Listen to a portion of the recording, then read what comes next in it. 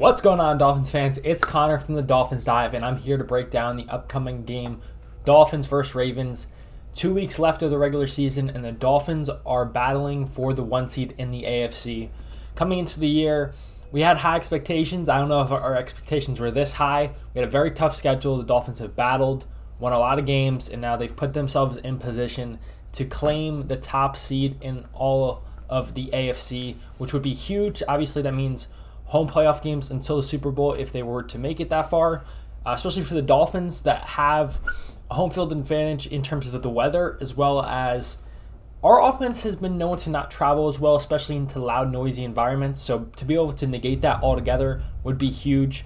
But we have a humongous test in front of us, the Baltimore Ravens, who are currently the 1 seed, and just mollywop the 49ers, obviously where Mike McDaniel formerly came from. So this is an absolute battle, and I'm here to break it all down, starting with the Dolphins offense versus the Ravens defense. And it's a tale of the tape of two juggernauts. Both teams are first in their respective categories in terms of points per game. Dolphins are first in offensive points scored. Ravens defense is first in defensive points allowed, meaning they let up the least amount of points. So it is a true battle. Dolphins are first in passing yards per game. Ravens defense is sixth in passing yards allowed.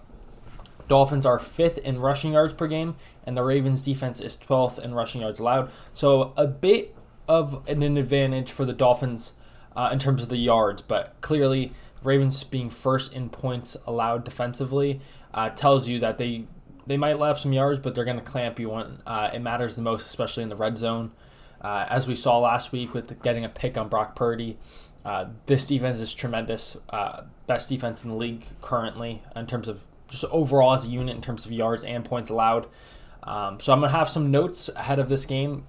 Jalen Waddle is completely ruled out. Likely no Robert Hunt coming back yet.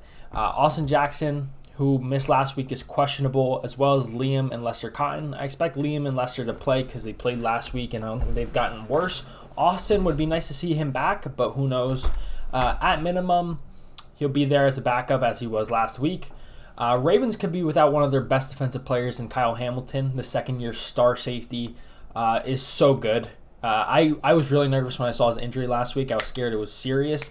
And he's questionable for this game. So it's obviously not a season ender, which is great. I don't root for anyone to get hurt. Kyle Hamilton is a special young player. He's 6'4", athletic freak. He can play safety. He can play in the box. He can blitz. He can do everything. As you saw last week, I think he had 2 picks against the 49ers. He is a game wrecker. So I hope he's healthy. I hope he doesn't do good against the Dolphins. Or maybe just take a week off, my guy. Heal up for next week, okay?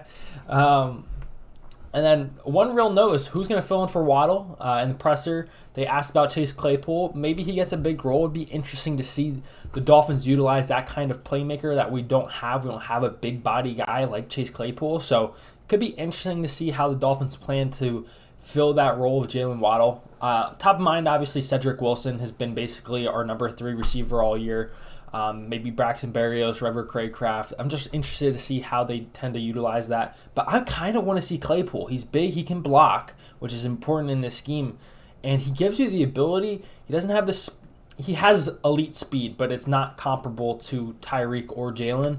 But he's got enough speed to stretch the field, but he's big enough to do jump balls with. So I'm just curious to see how they tend to utilize that second receiver spot without Jalen Waddle. Now I'm going to the offensive keys in the game for the Dolphins to beat the Ravens. And the first one is to establish the run. Obviously, they're 12th in rushing yards allowed, which is still really good.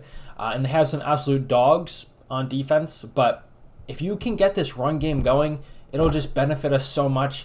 Not only is just having the run game going good, it obviously benefits our play action pass, which we love to do. Helps shorten the game, which the Ravens do a very good job at, as they are first in rushing yards per game. And it limits the ability to mess up. Worst case scenario, you just lose yards or you don't gain any yards. You don't throw a pick. You can't really kill yourself if you're able to run the ball very well. So establish the run, make them have to play both the run and the pass, and you can really dictate, especially Mike McDaniel with how he schemes up plays, you can really dictate how these Ravens players are moving, because if you have to bite on the run and then there's crossers running in behind you, it could be a long day for them. Obviously, You still have to be able to do that, and it's going to be difficult. They've got some absolute dogs up front and at the linebacker position. Second key for the Dolphins offense is going to be limit the mistakes and turnovers. This game, in my opinion, is a battle of two phenomenal teams. It's going to come down to the wire, and it's really going to be who makes the least amount of mistakes, specifically turnovers. Mike McDaniel loves to mention how turnover margin is a key indicator of winning and losing in this league.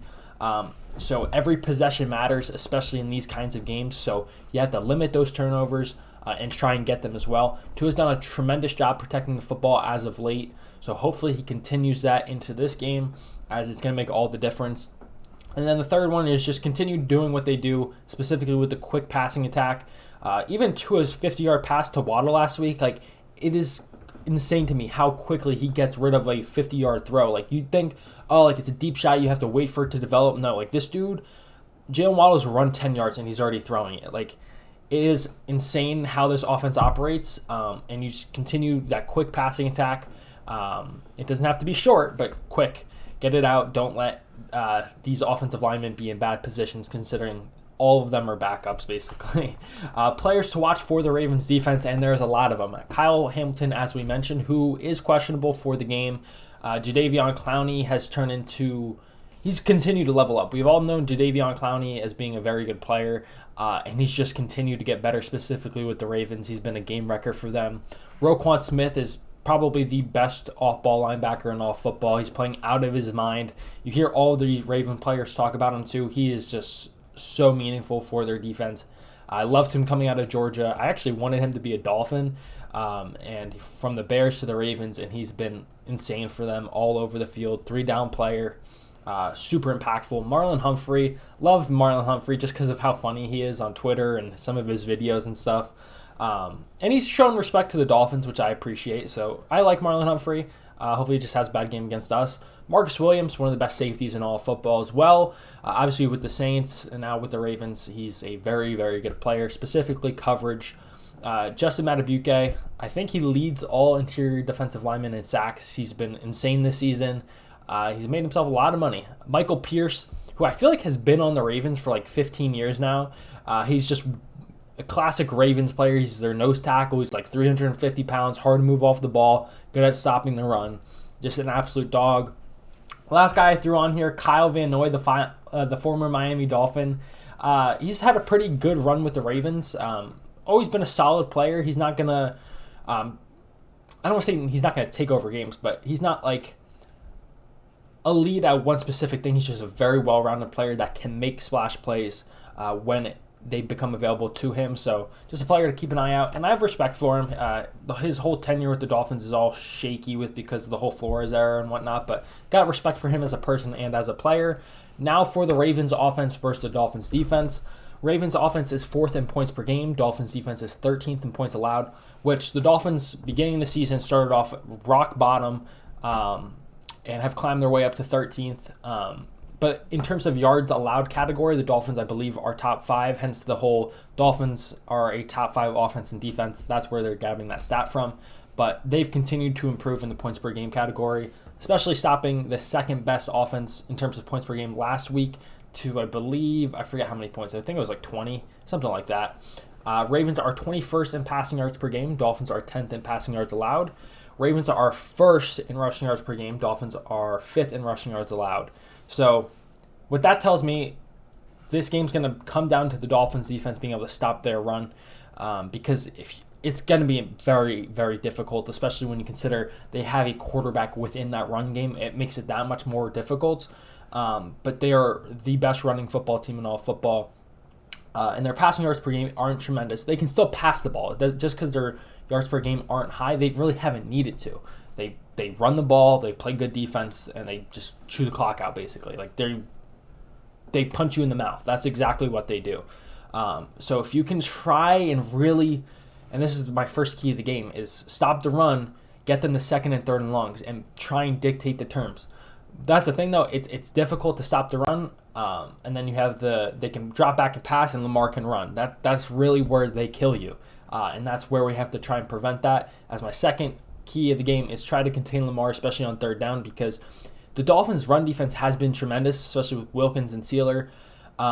So if you can get them into a second and long, force their hand, and you know they're passing, it puts you in a good position. That's the only issue, is how do they take care of Lamar? Because you could have a second and long and they pass the ball and you cover everything, and then Lamar scrambles for 15 yards because he's the number one MVP candidate for a reason. Lamar Jackson is a phenomenal football player, running and throwing.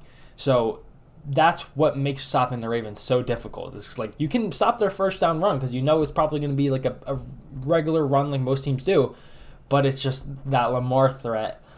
Do they spy him? Do they blitz the shit out of him so he doesn't really have any rush lanes, like when the Dolphins with Brian Flores went cover 0 basically the entire game? It should just be very fascinating to see how Vic Fangio tends to deal with Lamar. Knowing Vic and how he plays defense, he's not going to probably blitz a lot. If I have to guess, he's going to run a lot of coverage, and he's going to spy and really just try and make him hold on to the... I say you make him hold on to the football, but then he can still beat you with his legs. It's really difficult to game plan for a guy like this. I'm not jealous, or I don't envy Vic Fangio. I'm curious the kind of game plan he tends to use to try and contain Lamar. It'll be TBD. Some notes for the game. Ramsey's now questionable, which is freaking brutal. I have hope that he's going to play because it's questionable, but it was a last-second thing, so it just recently happened. Must have happened in practice. Javon Holland has a good chance to be back. He's practiced the most he has all since his injury. I think he's listed as questionable, which is his best game status so far. There's a good chance he could be back, which would be good. And then Zay Flowers, the Ravens' best offensive weapon, is listed as questionable as well. I think he's dealing with a calf injury, so something to look out for. Like I said, currently their best receiver as a rookie. He's been balling. So I went through my first two keys: stop the run, try and contain Lamar on third down, specifically taking off, because that's where you get cut. Because like they have a good passing offense as is, but then the cliche, they have two plays within a play, because it's the play they call and the play that they do when the play breaks down, which is the threat of the run or rolling out and throwing. They are a pain in the ass to try and deal with. And then the last key is really swarm the ball and try to get turnover. Similar to my offensive key, this game's going to come down to who makes the most mistakes, because these teams are so good. And those things tend to spiral. Like if you throw a pick, there's a chance you throw another pick, or the defense then lets up a score. Like these things can spiral and get out of hand, and that's kind of what happened to the 49ers last week with the kind of fluky turnovers. Obviously, Brock threw a couple of real ones, but if you're able to get those turnovers, it'll make all the difference when it comes to the end of the game and you're kicking a game-winning field goal. Players to watch for the Ravens offense, obviously Lamar Jackson, MVP head candidate currently. I think this game will determine the MVP finalist heading into the last week of the season. If Tua goes out and balls, he's going to be the MVP favorite. If Lamar keeps doing what he's doing, the Ravens win. He's going to continue to be the favorite. Should be just very interesting to see. Zay Flowers, like I mentioned, he's questionable, but he's been their best offensive weapon. He's super dynamic with the ball in his hands and just super athletic. Can't forget Odell Beckham Jr. He's not his young self, but he still makes plays. He still runs some crispy routes. Still threat to make plays. Isaiah Likely, who stepped in for Mark Andrews, he's been an absolute beast. Similar to kind of just, he can run over the middle of the field. He's extremely athletic. He gets lost in coverage sometimes. He's going to be a handful for our linebackers. Rashad Bateman, he hasn't lived up to the first round expectations, but he makes clutch plays for them when they need him to have big plays, and he does it. And then just to show some respect to a fellow fullback, Patrick Ricard, the 300-pound fullback, is huge in helping this Ravens offense flourish. So that's the breakdown. Now I'm getting into the prediction. The Dolphins are 11-14. I'm 11-4. 11-14. They're 11-4. I'm 11-4 on my predictions, as I've predicted the Dolphins to win every game. Yes, I'm a biased homer, okay? I can't put it aside. I thought I was going to do it last week. I wasn't able to. And then dating back to last season, I'm 22-10 on my predictions. So not bad. Do I tail the Dolphins every game? Yes, but whatever, okay? I'm a fan. My prediction for this game, do I keep with the Dolphins winning? Of course I do. I think it's similar to how everyone was like, oh, the Niners are going to steamroll the Ravens. I feel like that's the treatment that's happening to the Dolphins. I think the factor of Mike McDaniel running a similar offense to the Niners and seeing the blueprint of how the Ravens tried to stop him, having a week to game plan against that, I think really does benefit the Dolphins. So I think we could be a sneaky, not that people don't expect us to win or think we're trash, but I think they're being underestimated a little bit. I think the Dolphins rise up and take the dub, winning 31-27. Comment your prediction down below. I'm so excited for this game. And until next time, I'll catch y'all.